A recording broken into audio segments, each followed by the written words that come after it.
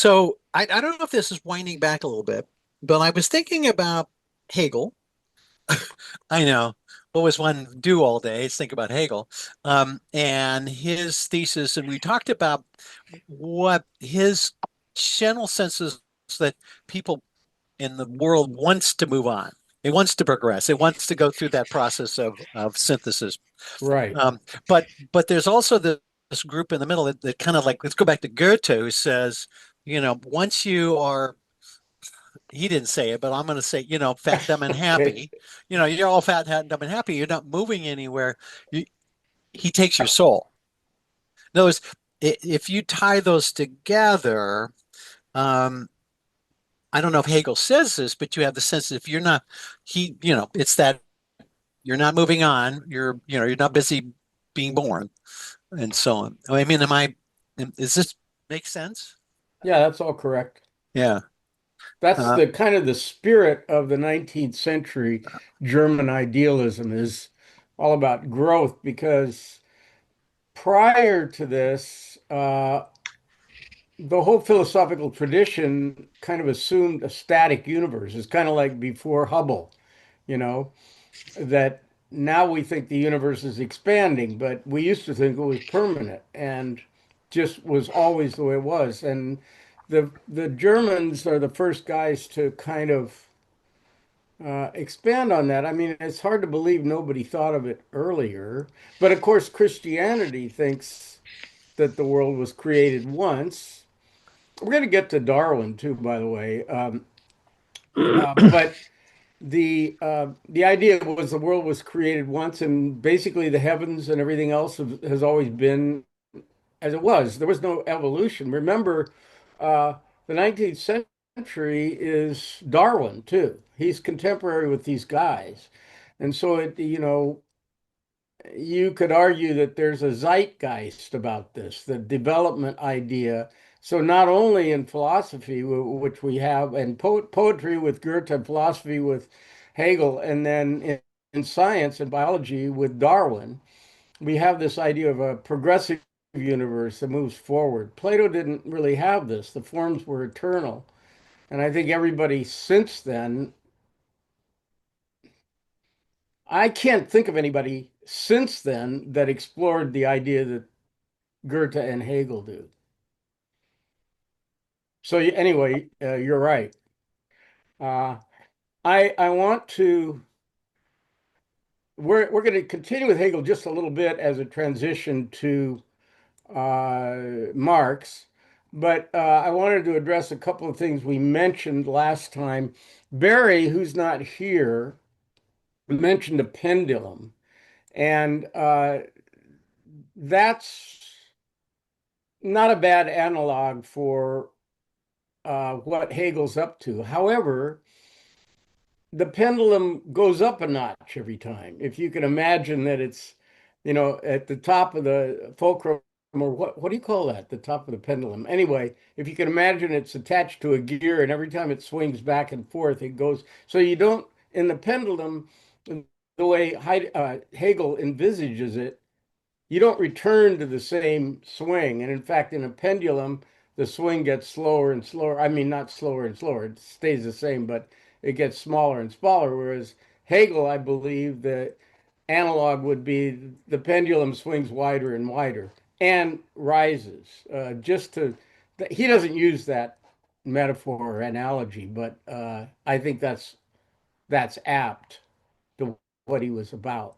I just wanted to mention that Barry brought that up last time, and you can see this in politics as well as your own life. You don't just go back and forth and back and forth. What you do is every time there's a movement or a moment in the dialectic, according to Hegel, there's some kind of progression that your mind has expanded, and as a result, the object of your mind your world has gotten bigger because your understanding of the world has gotten bigger.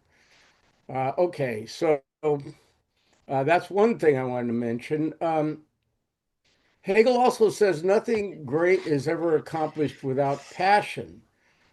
Passion is something that is also not really part of philosophers wanted to be rational and they wanted to be kind of disinterested. But Hegel literally says you cannot stand aloof. That's his phrase from philosophical uh, progression. These questions have to be internal questions, not considered like you were doing a science experiment that you didn't want to have any prejudice or uh, influence of your own feelings about. Hegel rejects that. He says the philosophical problems have to be lived through. I'm not clear that this is different from what Socrates would say, but anyway, I I don't know. I don't usually talk about this, but in my own life, this has informed what I do. I'm not saying I lived the way I did because of Hegel, but it allows me, maybe it allows me an excuse or a way of framing my life where it doesn't look so haphazard and stupid and superficial and jack of all trades, master of none kind of guy. I was a musician growing up, but I had this feeling. I knew I was successful enough that I was getting offers in Hollywood and so forth. And I knew older musicians that had done this, and there was something uh, restrictive about that life. It's clear what you do, and it's kind of a business, and you go up. And I wasn't attracted to it. They seemed to live narrow lives as far as I was concerned. So that's one of the reasons I wanted to go to Pomona because I had a feeling that there were bigger things, ideas that I wasn't familiar with. I knew I wasn't sophisticated. I wanted to not necessarily be sophisticated. I think the idea was I didn't want to be scammed. And I don't like being scammed by an auto mechanic, but even more, I wouldn't want to be scammed by somebody telling me that this is what life is all about and me being a sucker enough to believe it and then go ahead and live for 50 years before I realized that was a bad idea. And I really didn't want that to happen. And so part of philosophy is training yourself to spot fallacies and lapses in reason. And then after graduate school, I started playing music again, and there was a Hegelian idea in my mind. I'm not saying that because I read Hegel, I did this. I went back to music because I realized that in the same way, um, the track to become a professor was rather clear and obvious, in the same way that a musician's track was clear and obvious. And I didn't like it. There was something uncomfortable about that for me. And Kierkegaard will say in Either or that the two things you this is a character that Kierkegaard creates, just like Plato creates characters.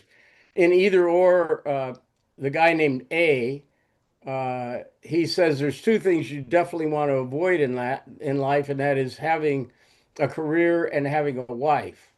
And both of them will cause you to be limited in your choices. They will fence you in, both of them. And I certainly don't agree with the life business, but a career can do that for sure. Because um, once you commit yourself to a career, and then now I'm not saying there's anything wrong with this. I'm repeating what Hegel and Kierkegaard said. I don't criticize any. Vera Rubin, who's the great astronomer, wanted to be an astronomer since she was a little girl. I mean, really little girl, maybe like 6 or 7. And she became one of the great astronomers of all time. Unfortunately, never won the Nobel Prize, but she's the one that discovered dark energy. Uh, so there's nothing wrong with living a life that is focused on one thing. It's just a different way of looking at it, and it's kind of the way I looked at it. So then, after I'd done music and philosophy, I thought, well, there's nothing risky about this. And so sailing attracted me because there's so much risk, physical risk. In other words, you are putting yourself at risk, sailing, and in a way that you don't usually do in a career. You establish a career and then you stay in it. Now, I'm not saying that Vera Rubin didn't take any risk. I'm just saying this is how I looked at it. I don't want to extend it. It's just a personal story. I don't want to extend it to anybody else, but I just want to express how I related Hegel to my own life. And I looked at it like I need to have that other part of my brain get developed, whether it's, sailing or music or philosophy or something like that. And that's how I looked at it. And you can make up any kind of novel you want about your life. And I could make up another story saying I never could decide on anything and I was just a gadfly, never able to commit. You can write it that way too, uh, any way you want. I choose to pick usually the more noble one, but certainly I'm open to somebody else's description. So anyway, uh, the Hegelian thing is that you have to live, as I said, don't stand aloof. You have to live through these philosophical problems and experience them yourself. You don't just look at them objectively, which is what, the tradition of philosophy had done since the beginning. uh, try to try to be disinterested and look at things objectively. I want to mention one other thing about Hegel before I go on to Marx, and that is that with Hegel, he has an interpretation of Christianity that it is expressed as a Hegelian dialectic, and that is God. God is omniscient, but what is the one thing God can't know about? It's being mortal and fearing death.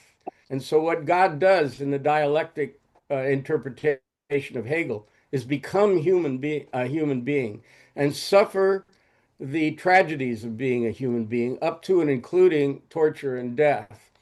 And this way, God becomes more than he was before. You would think that God couldn't become more than he was before because he's God. But in this interpretation, one thing he couldn't experience was being mortal and having the fear of death because he's eternal. So, in Hegelian interpretation of the Christian tradition, that's what God does. He becomes other to himself and becomes a human being. And then once again, he's resurrected and becomes whole again. But when he is whole, he is more of a God than he was before, if that's possible. So that's an Hegelian interpretation of the Christian doctrine. I just wanted to bring that up, but I didn't mention it last time. Okay, so I do want to move on to Marx, and a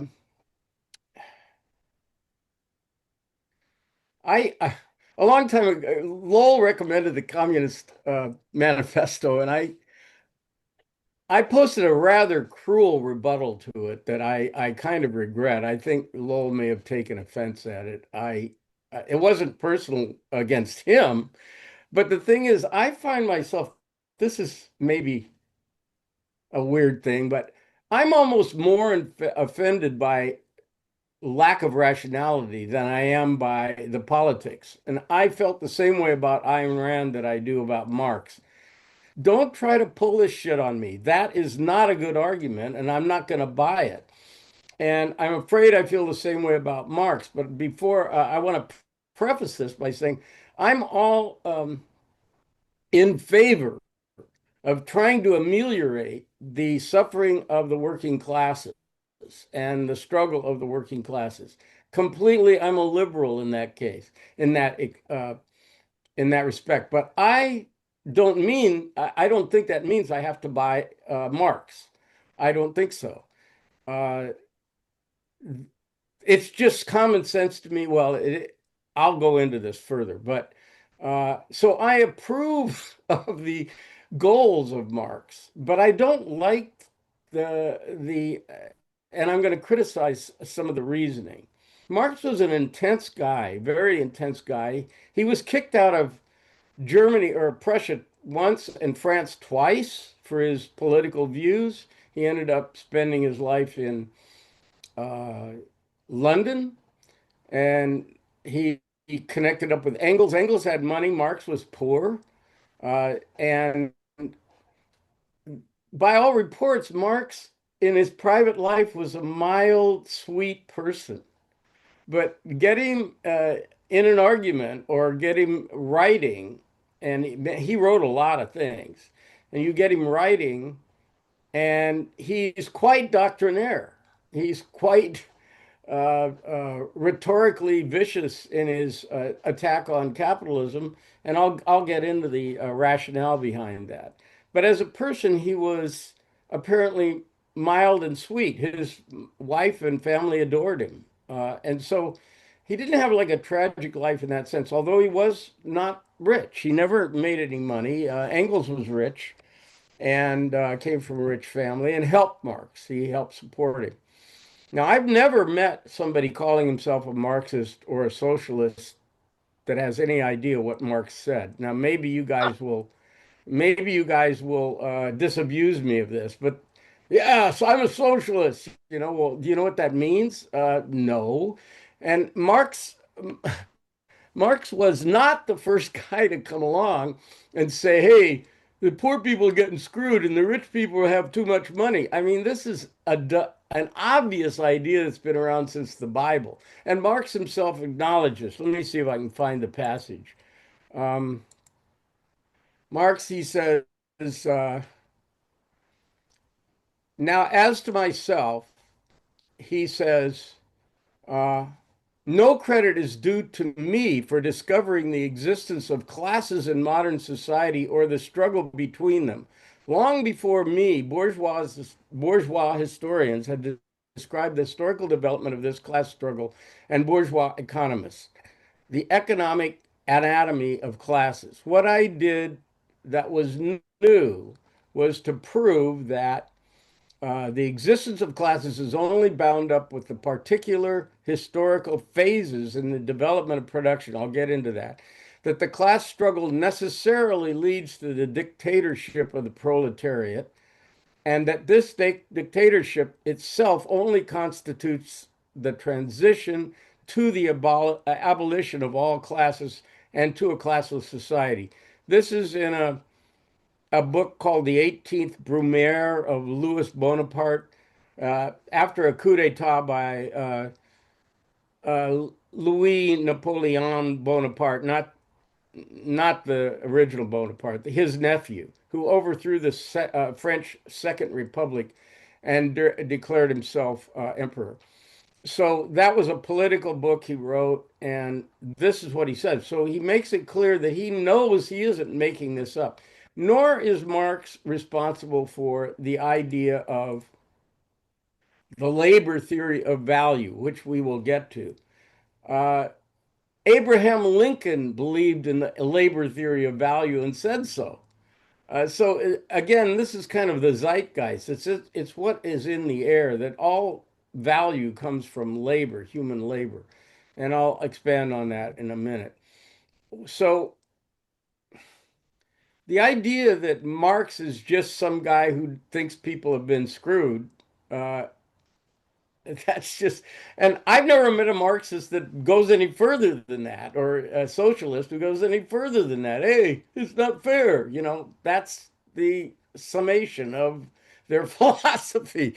But that's not Marx. Marx would never have gotten out. Actually, Marx's books weren't very famous at first. He was kind of like Hume, and didn't wasn't very successful at first, but became obviously probably if Lenin had never existed, Marx would be somebody we didn't know about. Just like if Kant had never existed, Hume would not be. But Kant was the one that realized how serious Hume was, how serious his critique was, and Kant and excuse me, Lenin was the one who took it and took it seriously. I want to address a couple of common criticisms of communism that I think we can toss out. One is that in a classless society, no one will have any incentive to do anything because everybody's getting paid the same money, and so they're not going to be ambitious about improving themselves. The People who think this obviously have never heard of armies or the Catholic Church, both of which have been around forever, and nobody in the Catholic Church is hoping to make a lot of money. I hope. Maybe some of them are. Same in the army. You're in the army now. You're not behind the plow. You're digging a ditch. You'll never get rich. You're in the army now. People in the armed services aren't trying to get rich. So, and they are motivated. So why are they motivated if it's not for money? Marx is a materialist like Hobbes. He thinks that all things are all motivations are material motivations. And when we think they're not, that's explained by ideology, which I'll get back to. But we can look at Marx through the framework of Plato. And the three parts of the soul are, if you remember, the rational, the passionate, and the appetitive. And Marx and Hobbes reduce everything to the appetitive. Everybody is just looking out for material advantage.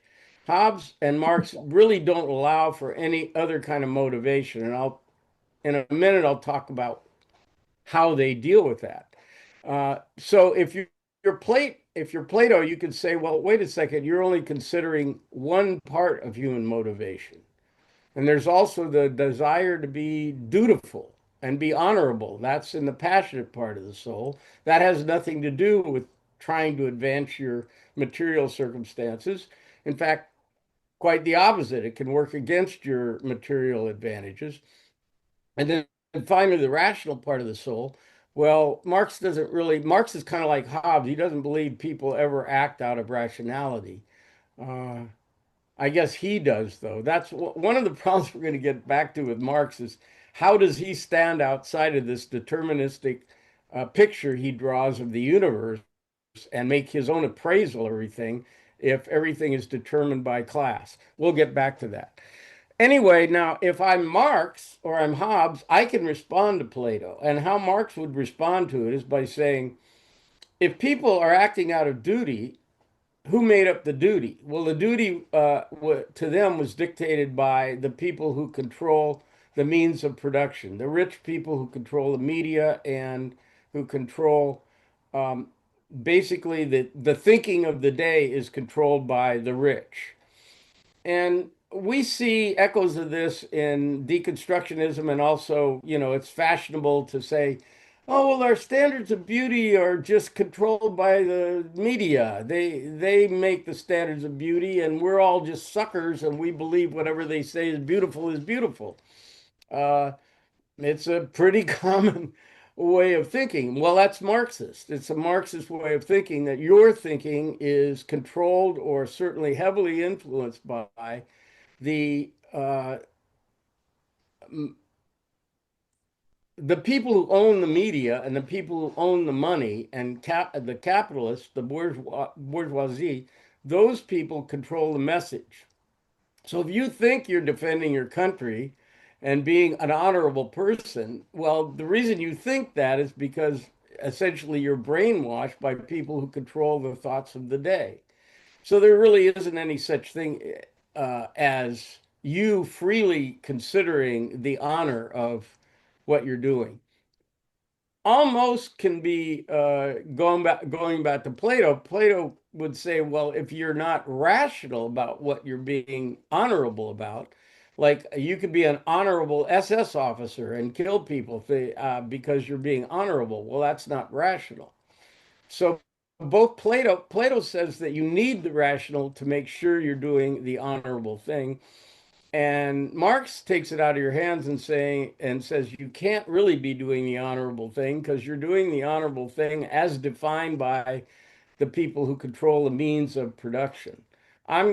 These concepts I'm kind of throwing at you. I will not just let them drop. We'll look into them a little more seriously as we go along.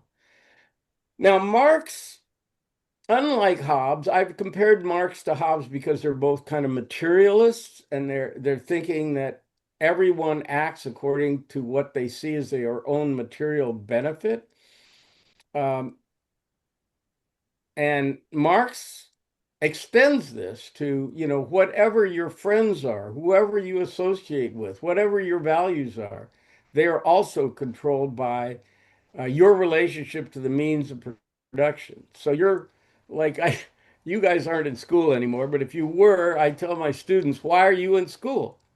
Are you in school because you seek the eternal verities? Do you seek knowledge? You're probably in school to get a degree so you can get a job. What kind of motivation is that? It's a Hobbesian motivation. Or if you're a Marxist, it's a motivation that was dictated by the powers that be to train you how to be somebody that they can exploit in the workforce. Uh, the idea that the spiritual idea that Hegel had, that you're always trying to advance your spirit towards more freedom and more knowledge and more general understanding of the world. Marx says that he's going to stand Hegel upright. Hegel's standing on his head, says Marx. This is the analogy or metaphor he uses. He thinks that the head is doing all the work, but Marx is going to say, no, it's the economy that's doing all the work. Everything that you think you're doing is as a result of your economic situation, whether you're essentially a member of the proletariat or a member of the bourgeoisie and own the means of production. So Marx thinks that you're not propelled by a desire for higher knowledge and spirit and morality and freedom. You're propelled by, just like Hobbes says, that's why he's a materialist. Your own desire for material betterment. That's what you're doing. And in Hobbes' case, that is inescapable. And the only way okay, you'll remember, I think I mentioned this when we talked about Hobbes. Hobbes is the first guy to come along and say, no, there's no way out, because the Christians thought there was redemption through Jesus, and the Greeks thought that through rationality, you could become more and more acquainted with the forms and the truth, and you could, through that, achieve a balance in the soul between the three parts of the soul and achieve happiness. Hobbes says, no, no, no, everybody is just acting selfishly, and the only way to deal with this is by having a strong government that prevents everyone from killing one another. Without a government, life is solitary, nasty, brutish, and short. And you need a ruler to curtail that. But Marx is going to revert to the idea that yes, there was a good time at once, and we'll talk about that. And we're in a middle period now, but on the horizon, there is a solution, and there is a heaven or a goal to work for that can result in happiness or fulfillment for people. Otis, do you have your hand up? No, I don't. Oh, I do not. I see a hand. That must be my cursor. Never mind. I'm being low latency, whatever. Yeah, no. Okay. All right. So Marx is going to say if we understand what's going on with the class struggle, in the end, we are going to ameliorate it. And Marx is a determinist. In the sense that he thinks that the dynamics that he's describing are inevitable. I think that's the word he uses. It's inevitable that these things are going to happen. Uh, all right. So, what are these things?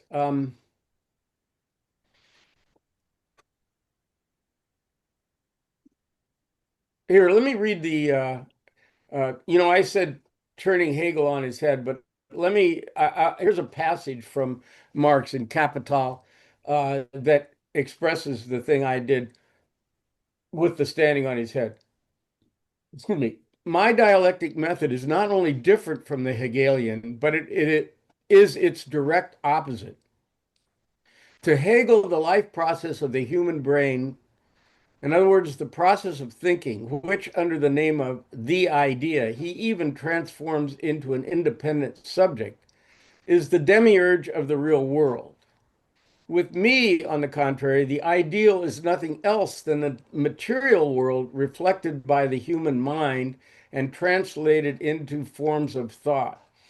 The mystifying side of Hegelian dialectic I criticized nearly 30 years ago at a time when it was still the fashion, and even here and there in the chapter on the theory of value, this is in Capital, coquetted with the modes of expression peculiar to him. Coquetted with the modes is quite a phrase. Anyway, the mystification which dialectic suffers in Hegel's hands by no means prevents him from being the first to present its general form of working in a comprehensive and conscious manner. With him, it is standing on its head.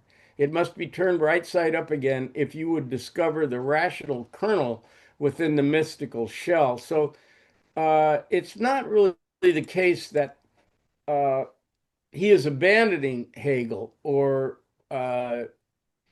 refuting him. He's accepting the Hegelian dialectic, but he is saying that Hegel's got it wrong. The dynamic that's propelling human beings is not the spirit or the soul, it is the physical world and our relationship to the mode of production.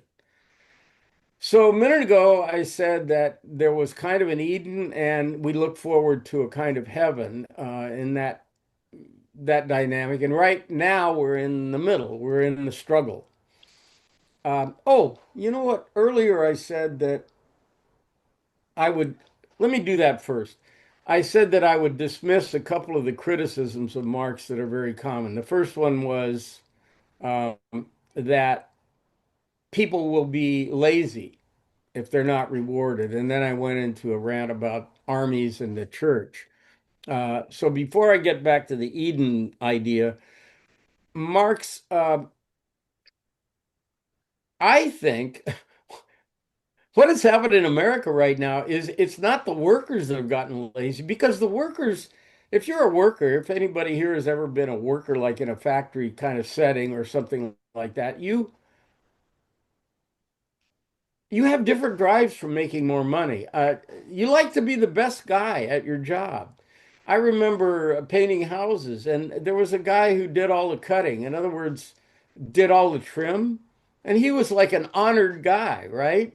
And this is what professions are like. You don't just well, you made more money, but the main thing was he was an artiste. He'd come in and just whip. He wore street clothes. He never wore overalls or anything like that. He'd come in with slacks and a shirt and his brushes, and he'd whip out his brushes, and in no time he'd paint the trim like around windows and stuff like that. And people people respected that. And that's what any job is like. Have you ever had a job? There are guys who are good at it. So I don't think that just material circumstances are what people are motivated by. And if there are any people right now in America that are not motivated, it's the heads of industry. They've just completely fallen asleep at the switch for the last 10 years and said, no, there's no global warming. We're not going to get ahead of this. We're not going to make the money that's in. And so they just completely ceded the field of action to the Chinese, who are going to kick our ass in the next 10 years because our industrialists are fat and happy making money off of oil. I don't want to get this devolved into politics, but it's the capitalists, the bourgeoisie, who want to retain their status quo. They don't want to advance forward. And so this dynamic that people criticize Marx for, that the workers won't work hard because they're just getting paid what everybody else is. Well, the uh, the guys who aren't working hard are the heads of industry. They're just working really hard to keep what is theirs. And to be fair, the stock market is who they answer to, and the stock market's made 40% or so by a bunch of old people with pensions. They don't want any risk taken either.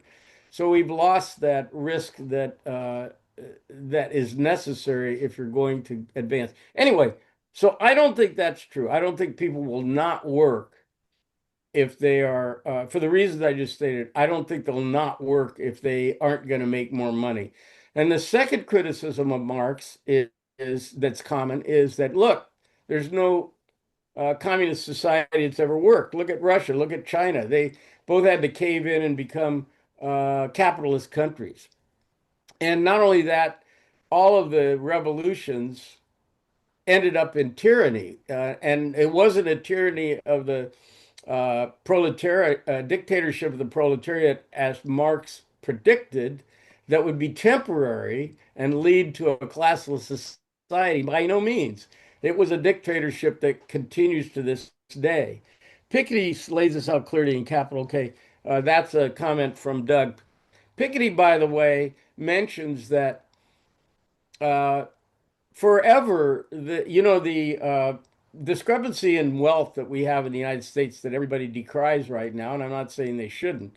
Piketty says it's always been about the same from ancient times to now. It's always now it's about the same, or not quite as bad as maybe Britain in the height of the Victorian era, the wealth discrepancy in the United States. We like to think this is a horrible thing that's never happened before, but Piketty says it's basically the way things are, if I'm not mistaken.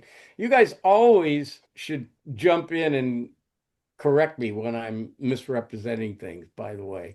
I think you should know that by now, but if I misrepresented anything. So anyway, that now the question was, communist societies never work. They're not successful. They have to either devolve into crap or they have to adopt capitalism. That's how China and Russia, not that they're not dictatorships, but they're much more capitalistic than Marx had envisaged. So now, how does Marx answer this? And the way Marx answers it would answer it. He's not here to answer it, but I believe the way he would answer it is that Marx thought that the true communist state would only emerge after a revolution, and that revolution would only happen when capitalism had reached its dialectic end. So there had to be a mass uh, conflagration because capitalism had become uh, had run up against its own contradictions. And the class struggle and the alienation between the classes had become so great that it was unsustainable. There would be a revolution, and after that, there would be a dictatorship of the proletariat, and then a classless society, and the elimination of private ownership completely. That was the idea. Well, that didn't happen. Both in China and Russia, they were feudal societies before the revolutions, and it was a peasant revolt. It wasn't a communist revolt, as Marx said. So I'm not blaming Marx at all for that, and all the depredations and the horrible stuff that followed in the Russian Revolution from Stalin and the Chinese Revolution from Mao.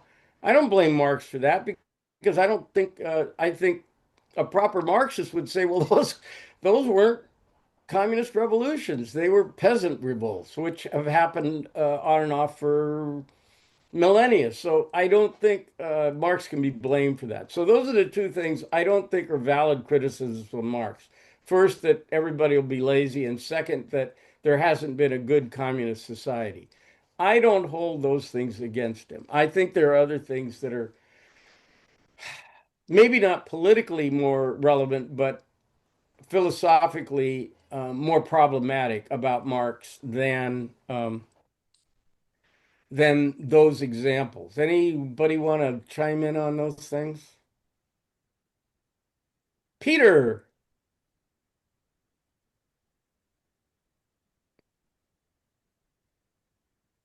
yeah, Uh, it's probably fair to say that the Chinese Communist Revolution was to a very large extent a peasant revolution, right. but the Russian Revolution really wasn't. Well, it's a You can bourgeois. call it a coup d'etat, but it was the communists and the urban workers in St. Petersburg and Moscow that really brought it about. And the question of what side the peasants were on is very much complicated by a lot of things, including the forced collectivization, which involved treating the peasants very badly. Yes.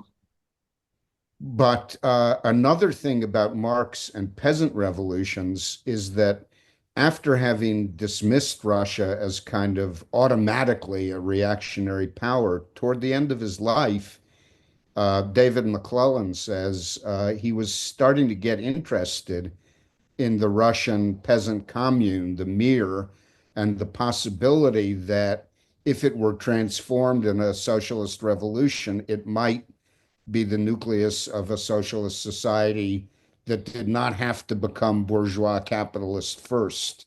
Now, I agree that that isn't what happened, but I think it's something that I think his historical thought was somewhat more flexible than you're making it, although I don't buy at all the dictatorship of the proletariat, and I probably don't believe anymore there'll ever be a classless society. But I think he was pretty flexible in some ways, although given to predictions and given to very strong expression of opinion. Um, as I see Marx, the most valuable thing he did was analyze how capitalism works, how it creates so much wealth, why it tends toward instability and injustice, and why it's not going to work forever. He really seems to have said very little about what the socialist society was going to be like. And I think partly deliberately, he figured it's not for him to say that. The workers will have to, work it out themselves. You're right on almost all points. I'm I'll, I'll say you're right on all points. You're right about the Russian Revolution being more of a middle class revolution or workers' revolution. It still wasn't something that he visualized as being the Right. result of uh, late stage capitalism coming up against its contradictions. And as far as there's two other points I'd like to make. First of all, the Marx's way of writing is so indistinct and so vague as far as I'm concerned. Let me read you a little passage, just that kind of representative. If you could read the philosophic and economic manuscripts in 1944, which is a lot of meat of this stuff, as well as Capital. Okay, thus, this is quote, thus to the German philosophers of the 18th century, the demands of the first French Revolution were nothing more than the demands of practical reason in general, and the utterance of the will of the revolutionary French bourgeoisie signified in their eyes the laws of pure will, of will as it was bound to be, of true human will generally. Uh, I'm sorry, I can't really parse that in a way that makes anything. I could, if I'm being really favorable to Marx, and there's shitloads of passages like this where you just go, what is being said here? And I would call it a Rorschach test. If you look at Marx and you're very sympathetic, you could say, well, this means this and this means this. But it's too full of grandiose generalities for my taste. As far as uh, applying it to a practical real life situation. And by the way, that's what Mark Museum studying, and what he was trying to do was come up with empirical validation of his theories, which he never succeeded in doing. He never finished Capital. Um, because he thought of himself as an empirical scientist. He wasn't an ideologue, he wasn't a preacher. He thought, this is science, and I'm going to show why it's just fact. And that's what he wanted to do. And that the business about the Russian Revolution, I think that's fudging stuff a bit because he really did have this mechanism he inherited from Hegel, this framework that was the dialectic, and the dialectic would take this and this and this step. But you can look at history in about 100 different ways, and I can look at history as I just said that Piketty says that the wealth discrepancy hasn't really changed that much throughout different political systems and different economic systems. It always ends up that there's a very small number of people who have most of the wealth. Uh, Laurel. Yeah, so I mean, I don't know how many people have actually waded through the 900 pages of Piketty's analysis and graphs in Capital, and I haven't completely finished the 21st century. I started it, but what he shows is that consistently, and the way that wealth accumulates, the working classes get it basically from wages for their labor, but the owners of the capital, because their return on their money is consistently at a higher percentage, that their wealth grows unless there is an intervention to cap that. And that in fact, the 30s and 40s in the US with the, and into the 50s with the tax structure dropped this accumulation substantially, and then it has resumed. But he actually shows data suggesting that there are policy changes that can reduce inequality and reduce this accumulation of capital effect. Empirical data, which I guess Marx would have found perhaps very interesting, the analysis, had he had access to the kind of data that Piketty has had from basically from France in the 18th century through the US and a number of other countries. So there are things that change it. Is it Piketty? Yeah, Piketty. I am mispronouncing it. I always said Piketty, so I stand corrected. Uh, the I don't know what to know what the hell, I have no standing to criticize anything he says. But the fact that if you're going to say, as Marx does, by the way, I haven't really gotten to this yet, but as Marx does, he says he goes through these dialectic steps in history. There's, the essentially tribal people, then we have feudalism, then we have capitalism, and these are all steps in the dialectic or moments in the dialectic. If you're going to say that it's a kind of a process like that, and you can say it, you can interpret history that way, um, then it seems peculiar to me that the wealth is always accumulated in a very small, in all societies, it's always accumulated in a very small, even in Native American tribes right now, the ones that have a lot of money, well, it's just a couple of families that have a lot of money, and most of them are poor, living on the street and drunk. Maybe not living on the street, but uh, that's even the way that tribes work in the United States right now. Doug. If you read David Graeber, um, uh, his analysis in the dawn of everything is that there were multiple cultures throughout history. The archaeological and anthropological record suggests that were very non-hierarchical. There's no evidence of elite classes, etc. And that while they may not have been predominant, there were quite a few of them that they've identified. So it's not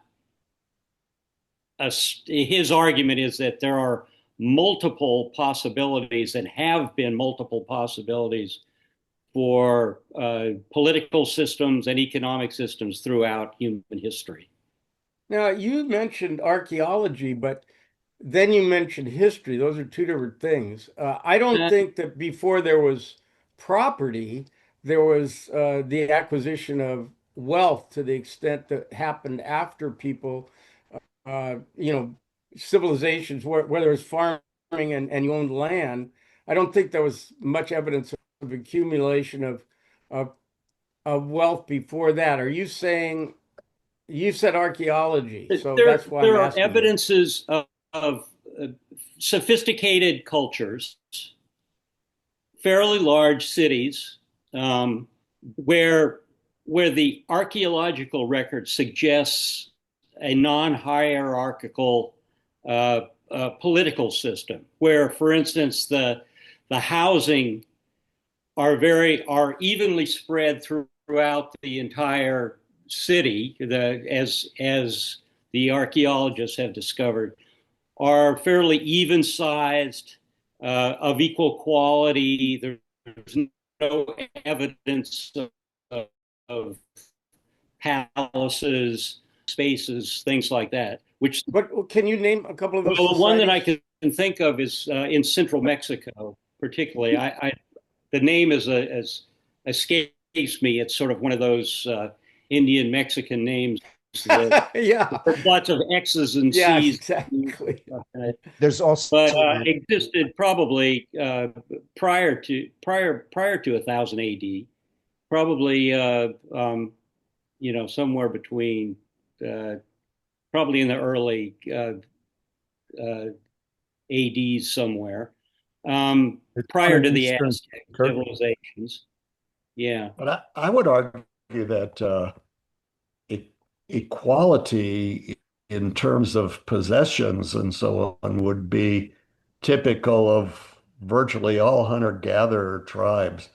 It's only when people form cities, which the Aztecs and the Incas and so on, with their cities, did have a definite class structure.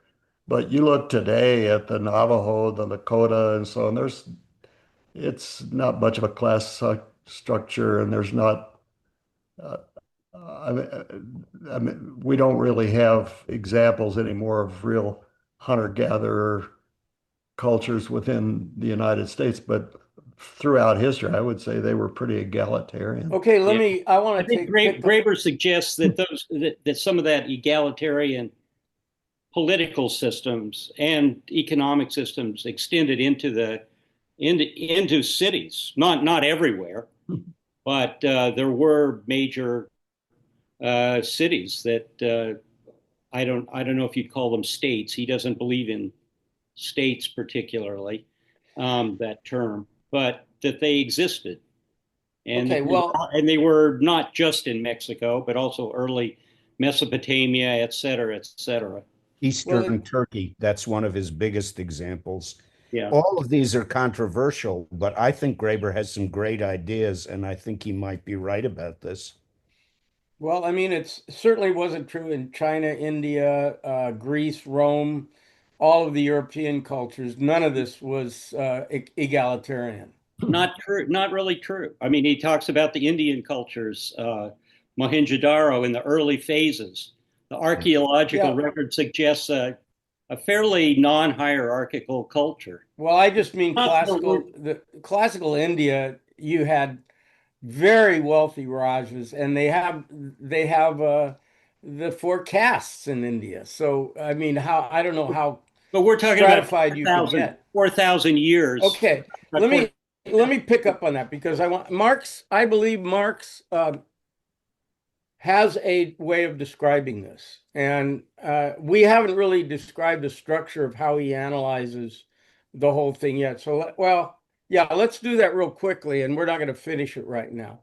The idea, Marx, an essential idea for Marx is alienation, and he gets this idea from Hegel. If you remember Hegel, it was a spiritual alienation, like, or maybe even I compare it with a baseball player. The baseball player, he gets an input from his coach. I'm going to tell you how to hit the curveball, and in order to do that, he has to completely reorganize himself, stand different, time himself different, and he is alienated from his former self. He's not who he used to be. He's separated. And that's the Hegelian idea. In Marx, the alienation occurs materially. And here's what happens. If you take I usually take Ishi as an example. You guys all familiar with Ishi? Yes. The wonderful story about Ishi, who was a part of a tribe that got decimated by the infusion of Europeans to California, and he ended up being the only person. I found out this is not true exactly, but everybody else in his tribe slowly died from either genocide or starvation, and he was the only guy left in the woods up there above, I think above Chico is where he was his tribe was in the hills. But it turns out, I think there were other relatives of his that had assimilated into the white culture. But anyway, he was by himself. He was the only guy um, who uh, knew his language, the only guy on earth that he knew that could speak his own language. And finally, in desperation, he wandered into town and expecting to be killed more or less because white people hadn't exactly been gentle with the Indians.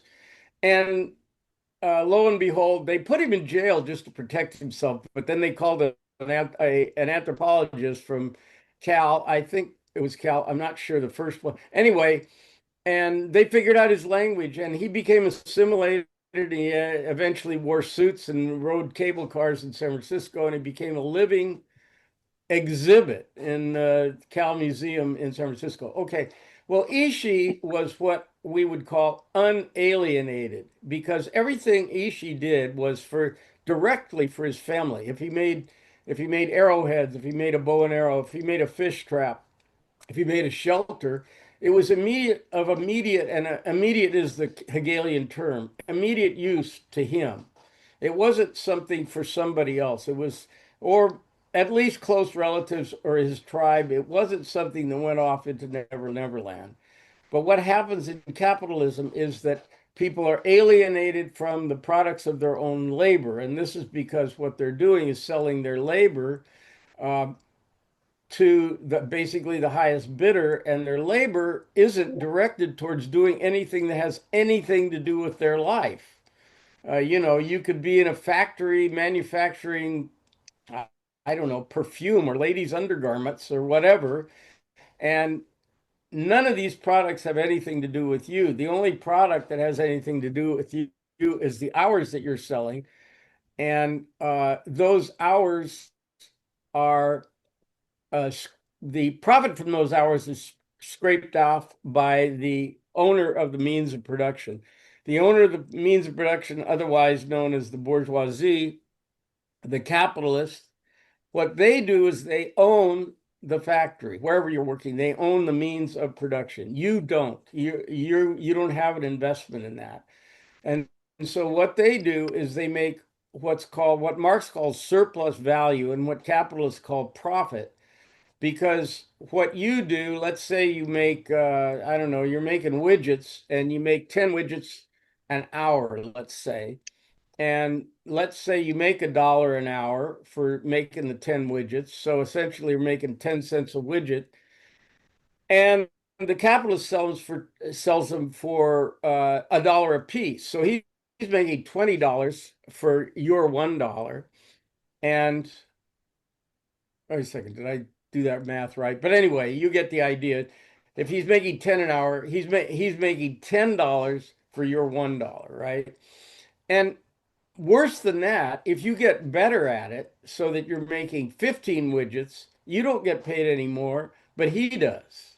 So you get still your dollar an hour, even though you're better at what you were doing. You get only the original wage, but the owner gets $15 from you and has to pay you $1 for that much product. And not only that, the product that you're making has nothing to do with you. And Marx calls this alienation, and it is the alienation and the surplus value are the root of all problems in the world as far as Marx is concerned. He kind of reduces it to this. This is why we are alienated, because this is what we do. Now, this is that's a very, very simplified version of it. Marx and Dickens were contemporaries, and they lived in London, and they both saw what was happening with with the Industrial Revolution. They both saw the conditions, and Dickens had what he did was he told stories about it that allowed us to sympathize and empathize with the people, as Dickens himself had, who suffered from these circumstances. Marx saw it and he thought, maybe I can fix this. If I can think about why this is happening, maybe we can think of a solution for it. That wasn't the way Dickens' mind worked, but I appreciate both of them for having essentially the same impetus to see that there is something wrong here that might be remedied. So Marx says what we have to do is get rid of surplus value. Otis, you have your hand up, I see. Yeah, it just occurred to me. You know, you were talking about the master painter earlier, the trim Hmm. guy. Hmm. It's likely in today's society that somebody like that will be paid more, and it's the benefit of the bourgeoisie, the owners of the the means of production, that they'll have some kind of system to reward people who become better at their jobs. And so I think the fact that that didn't exist at the time that Hegel and Marx were writing is a unique factor, coinciding with the Industrial Revolution. That at that time everybody was being told to do exactly the same job, and there was no measure of quality in what you were doing. I think that's absolutely right. And I'm going to get back to that because I think some of the categories and the structures that Marx sets up are a little bit rigid compared to what actually has occurred. But then I'm sure many of you know more about this kind of thing than I do. But in any case, let me just set the basic structure of Marxism Uh, for us. So, in other words, he thinks there was an Eden, as it were. He didn't say that, but at one time, people were not alienated from the products of their own labor. And now it's essentially, with capitalism, been taken from them, and they are alienated.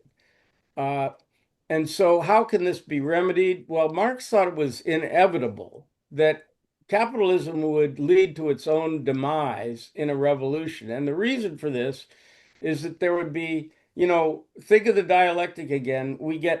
The dialectic means we get separated one thing from another. And this is an unnatural state, that state of alienation. And the worse it gets, the more alienation is felt. And eventually that has to uh, be released. That tension has to be released. And he thinks will happen in a revolution. And the reason it'll happen is because capitalism will increase the wealth of the bourgeoisie at the expense of the working class to the point where it's no longer sustainable.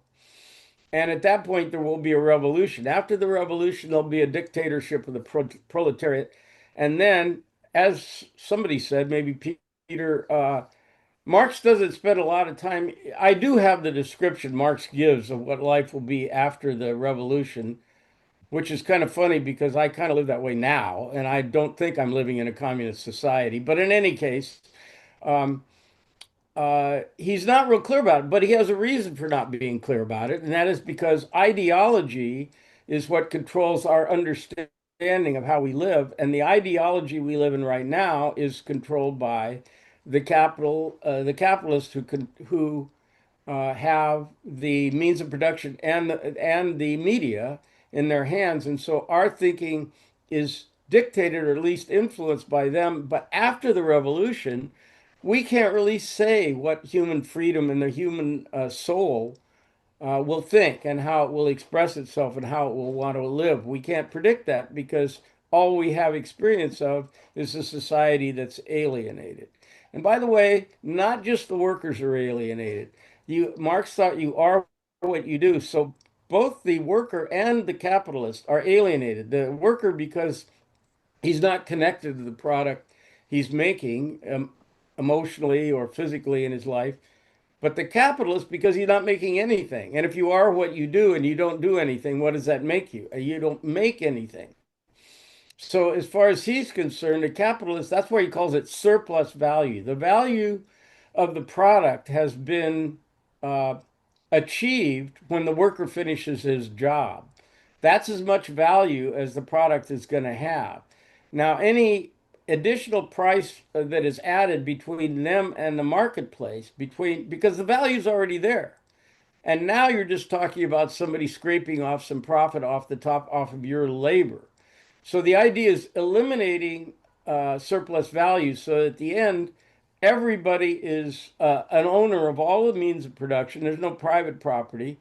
And so whatever value there is created and then sold at the value of the labor. So there's no squishy place between the value produced by the labor and the market value of the product when it goes to market, as there is in a capitalist society.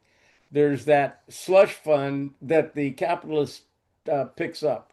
And so that's basically the structure of how Marx understands things. Anybody want to correct me on this? I don't want to correct you, but I just want to say that that idea of alienation from labor has had a real impact on me professionally and in my own thinking. And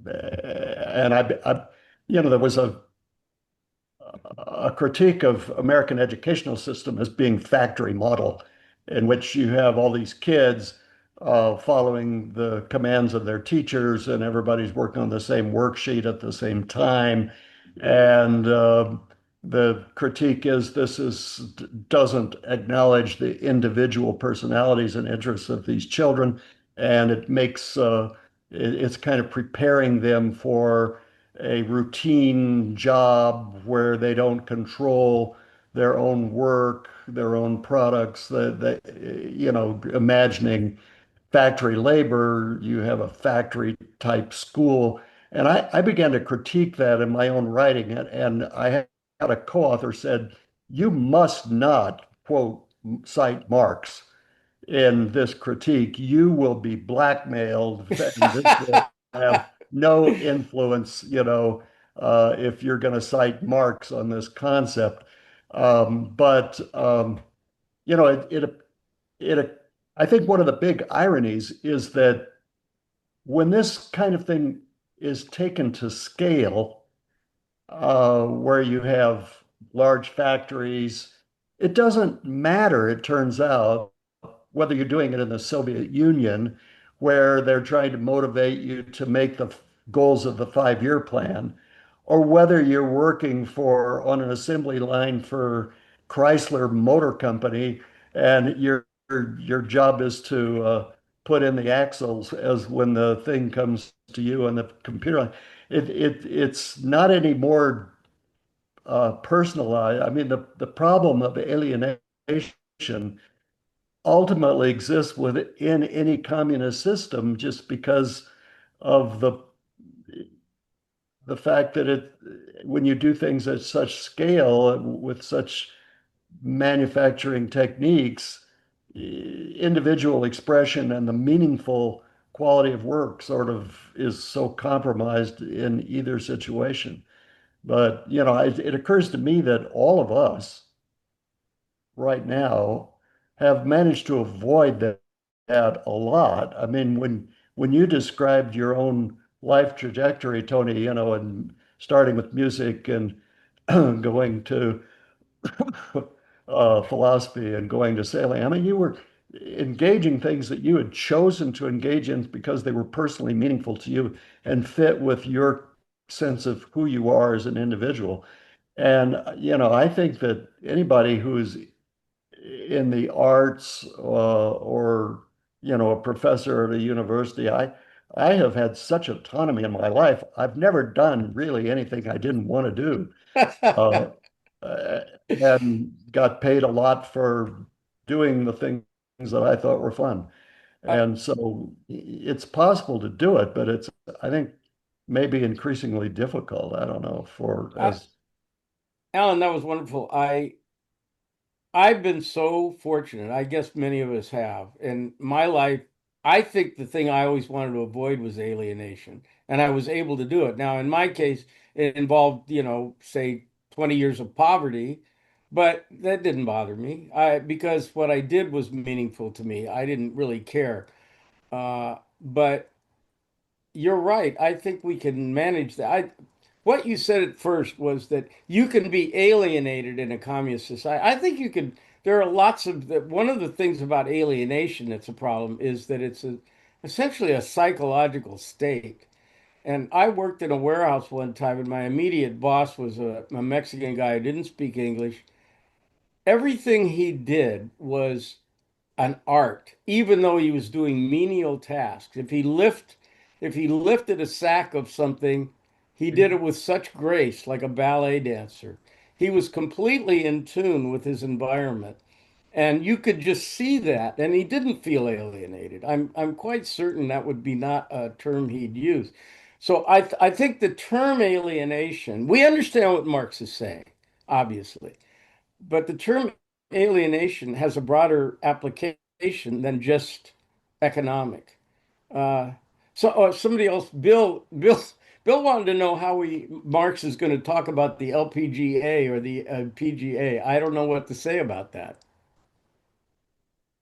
LPGA. Bill, can't hear you. No. Does he know I'm talking to him? Bill Juice? Yeah, I'm having trouble with my mute Okay. device. Okay. Oh, I don't know. I was just thinking about Scotty Scheffler's comments after winning the Open Championship and um, uh, thinking about who it is that's actually the owners of that business and what business is he in? He's talking about when he's 2 and 3 years old, he wanted to be a professional golfer, and he's just following his bliss. And here he is, the greatest guy, the greatest golfer in the world now. I I don't know how Marx would complain. I just heard Charles Barkley say something very similar about his life and how blessed he is. Charles Barkley, not known necessarily for very Pollyanna kind of comments. Doug, I was, as a sidebar to Alan's comment about Marx and academia. I think Crow was denied tenure at Princeton, mm, at least partially because he was considered a Marxist art historian. guess You he know, showed them. yeah. He subsequently became probably the most important art historian of our generation, but I, that was a problem at the time. I'm not so sure that that would be obviated by having a communist, a classless society. I'm getting ahead of myself, but I think people, I'm more cynical than Marx was. I think people, even if everybody had exactly the same income, they'd think of ways to think of others as less than them. I think that's pretty generally the case. You don't have to have uh, a lot more money to think somebody else is disgusting. Just they that issue of the academia and Marx. I'm wondering, probably Alan would know, if when you're talking about a Marxist historian, art historian, whatever, it's just using, it seems to me it's using economics as a lens for analysis in whatever field you happen to be in. And I don't know how that relates to Marx specifically, his dialectic. Well, you can use his dialectic. But what I think I mentioned this a couple of times ago. I look at all these things. I say all these things: Hobbes, Marx, Freud, Hegel, and and the existentialists. I look at them as narratives, and the Christians. You can look through, use the word lens. I think that's a good term for it.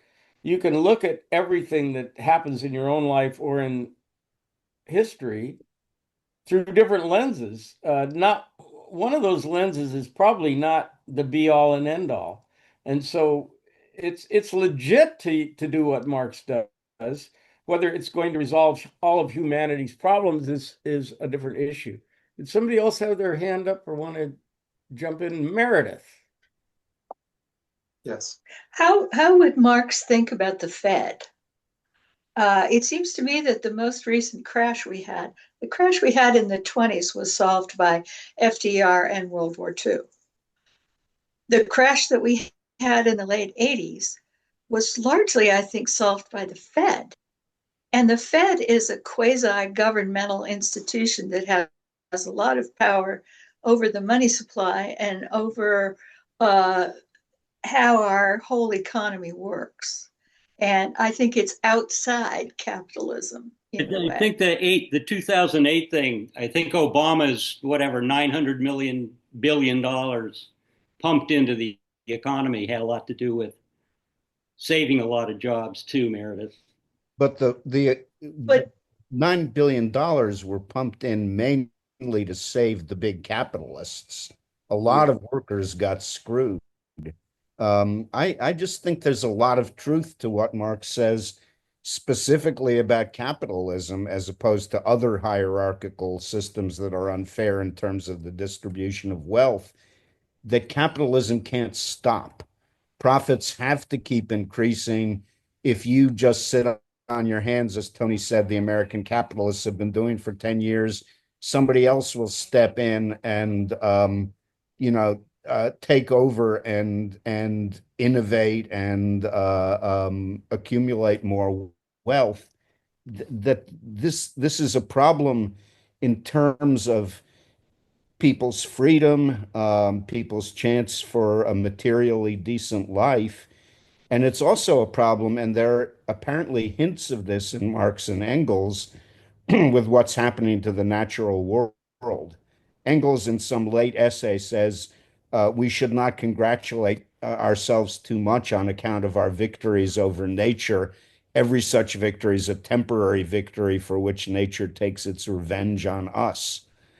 And And I think there's a quality of the capitalist system that is unable, finally. I mean, I respect Franklin Roosevelt and I agree with what I think Meredith said about it, how in the 30s or Laurel said, the 30s and 40s and 50s, things were different, but they weren't altogether different. And, the Marxist argument on capitalism, which I think is in many ways very convincing, is not that everybody's selfish or that everybody's completely corrupted, but that the tendency is for things to get bigger and bigger, more and more wealth to accumulate, and it to be more and more unequally distributed. And, unfortunately, I think Marx had too great faith in the proletarians as proletarians. They didn't do what he thought they were going to do. But there is so still the what do you, same. how do you feel China fits into that analysis? I don't know enough about China, but I think Simon Leys's book, Chinese Shadows, is a really good book. And what it suggests is that the Chinese leadership is really not living up to the egalitarian ideals that they profess. This was written oh, back that's in for the sure. 70s. I Well, think that's very that's putting it obvious. very mildly. Yeah, I agree. There are a lot of very rich people in China. There are, and it's much less communist even in name now than Yes. it used to be. However, But state the capitalism is not the same as what Marx had in mind. no, it isn't. What he had in mind was vague and not always convincing. It wasn't state capitalism as in China or the Soviet Union. Uh, yeah. Then and you just there's a bunch of stuff you guys just said that I'd like to respond to, but it's getting late. There's one thing I do want to say though, along the lines of first of all, Meredith Marx said that capitalism there would be crashes, and these are endemic to capitalism, and eventually the crashes would become impossible to deal with. That would be the crux of and oh, by the way, this wasn't a matter of this is a problem we're going to get into next time. This isn't a matter of doing the right thing. Marx thought all these forces were inevitable. They're like they Mhm. were mechanical forces that were not really in our control. Even though he says workers of the world unite, that's going to happen only when the time is right for capitalism to come to an end. Anyway, right now, what's happening, I think, is well, watch your ass for the next 5 years because artificial intelligence is going to replace so many jobs. We have no idea what's going to happen. And what's going to happen is the owners of our artificial intelligence are going to accumulate all the wealth, and the workers are not going to be necessary for all the jobs they displace. That's already happened to a degree. Uh, Doug just waved his hand as if he thinks I'm full of shit, which I love. So tell me why, what's wrong with that, Doug? Well, there's so Doug, many. I mean, the AI is not going to clean chimneys, or and a lot of trades. They're just. It's. right. Those are the guys I that's mean, the assembly line workers. Yeah, assembly line workers. they're going to be hard pressed. Well, And but maybe, it's also yeah. it's also anybody that does graphic arts, anybody that does technical writing, anybody that does advertising copy. I mean, you could just tell AI to do. They'll do 20 of your ads in the next 5 minutes, and all those 10 guys who were writing ad copy for you can go bye bye.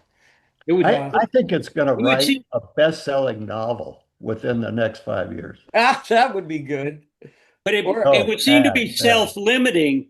It would seem to be AI would seem to be self-limiting economically because somebody's got to be doing something that they get paid for in order to afford the services provided by AI. that, there you go. Well, I, Musk sees this coming and thinks there has to be universal basic income, just like Yang, and that's not going to happen with a Republican administration. That's for damn sure. Otis, you've had your hand yeah, up. I just want to point out this could be actually the dawn of true communism. That the AI becomes Yeah. angry because people are getting rich and the AI is not benefiting, and that's the tipping point.